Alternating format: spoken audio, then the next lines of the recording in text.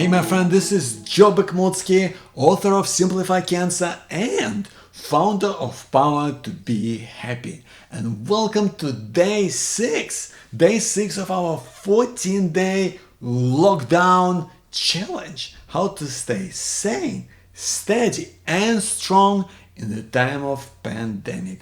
So good to have you here, and I'm super excited to talk to you today about my probably favorite topic.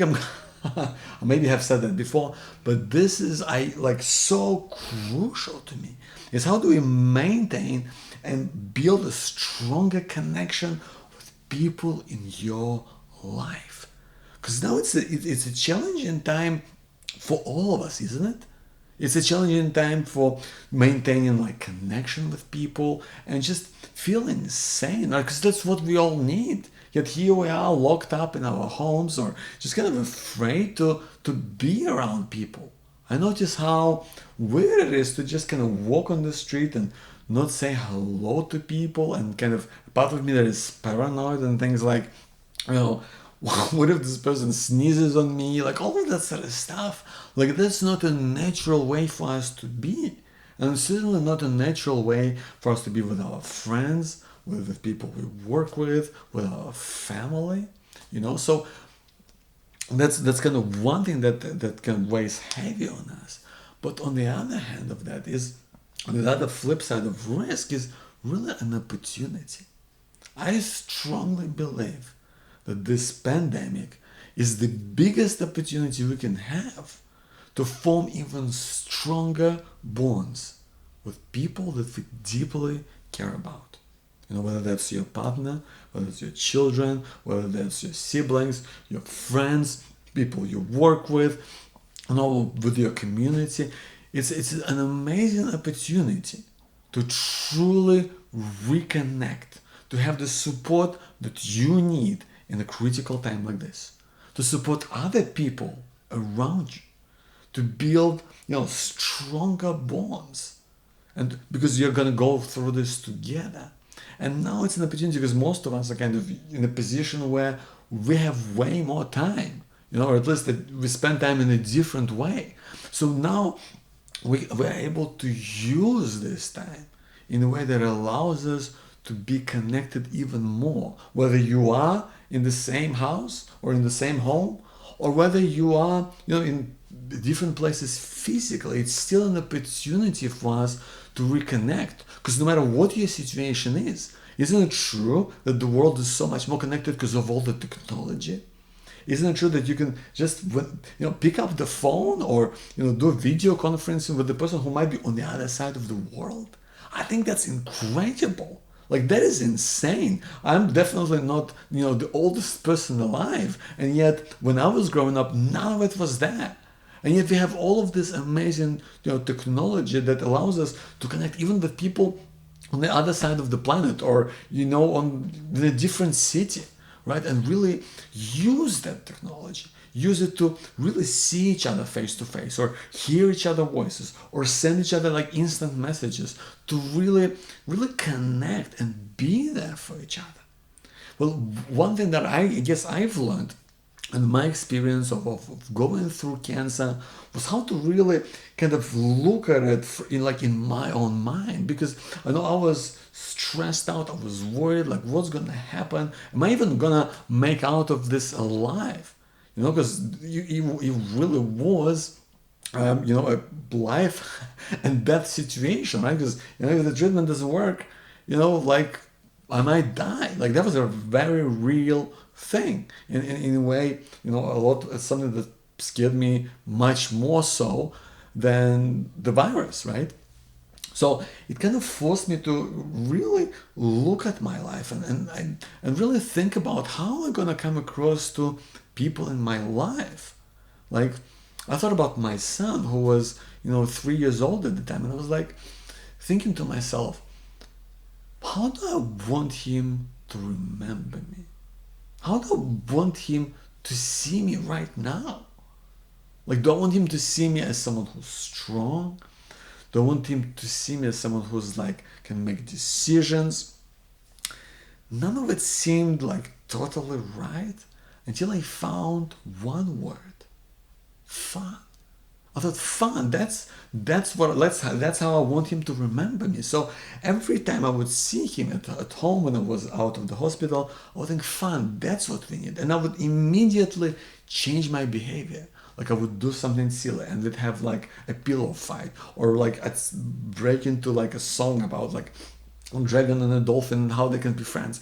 Like it was a completely transformational experience for me, because I felt that I was in the moment.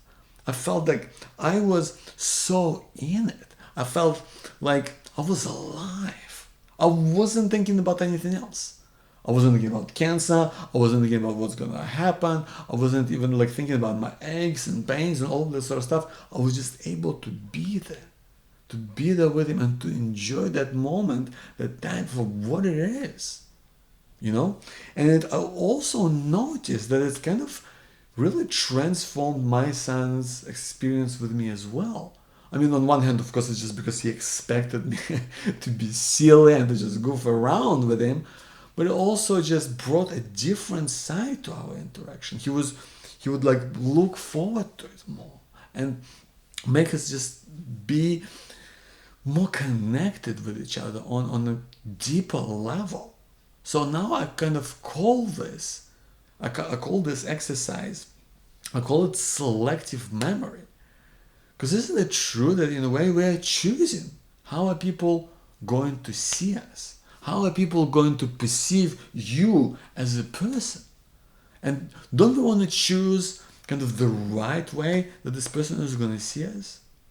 I would urge you to pick 3 people in your life right now. To pick out 3 people, and I'm gonna put that on the worksheet that is available right below this video. You can download the PDF and work through it, print it out, or go through it on your computer, whatever works for you. But to pick out 3 people and apply the selective memory exercise, which is where you basically pick out one overarching quality that you really want to get across to this person. And really just put that out there when you're with that person. Pick out one word that's really going to describe it. Again, I'm going to walk you through it on a worksheet, but it can really give you not only an edge on how you are with that person, but also how you feel yourself, because you're going to feel more in the moment. And it's going to give you like a certain poise, a certain way to carry yourself, because you feel like you're more alive and you're more in it. And after a little while, like it probably depends on how you are and this person, but what I noticed for me is very quickly, this thing became automatic.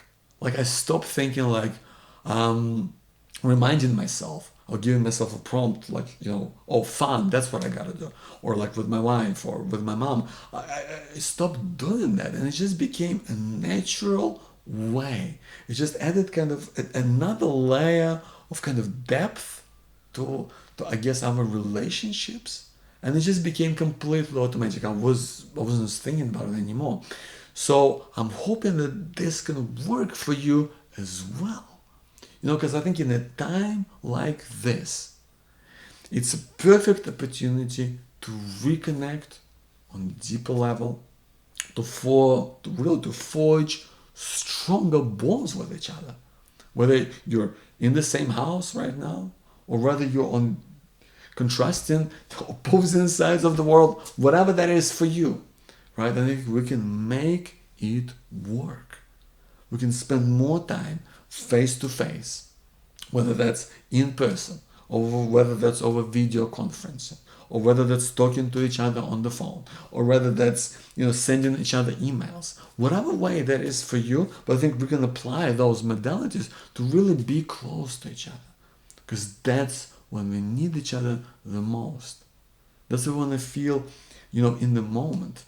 That's when we want to feel alive. That's when we want to experience the deep sense of true connection with people that we care about.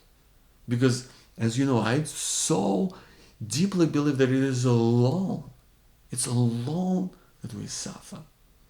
But it's together that we hope.